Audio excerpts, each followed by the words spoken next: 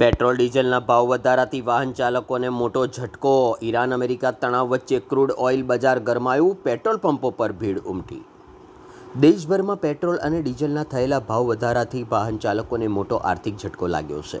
નવા દર મુજબ આજે પેટ્રોલનો ભાવ વધીને ₹97.51 પ્રતિ લીટર થયો છે, જ્યારે ડીઝલનો ભાવ સીધો ₹93 પ્રતિ લીટર સુધી પહોંચી ગયો છે.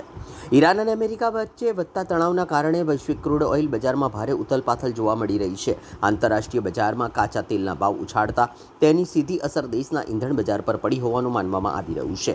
આ ભાવ વધારા અને અફવાઓ વચ્ચે અનેક શહેરોમાં પેટ્રોલ પંપો પર વાહન ચાલકોની ભારે ભીડ જોવા મળી રહી છે. લોકો પણ આગોતરા ઇંધણ ભરાવવા માટે પેટ્રોલ પંપો પર ઉમટી પડ્યા હતા. દેશના પીએમ નરેન્દ્ર મોદીએ પણ ઇંધણ બચાવવા માટે શક્ય હોય ત્યાં સુધી વર્ક ફ્રોમ હોમ અપનાવવાની અપીલ કરી હોવાનું ચર્ચાઈ રહ્યું છે. વધતા ઇંધણ ખર્ચને કારણે હવે પરિવહન અને દૈનિક વપરાશની ચીજવસ્તુઓના ભાવમાં પણ વધારો થવાની શક્યતા વ્યક્ત કરવામાં આવી રહી છે.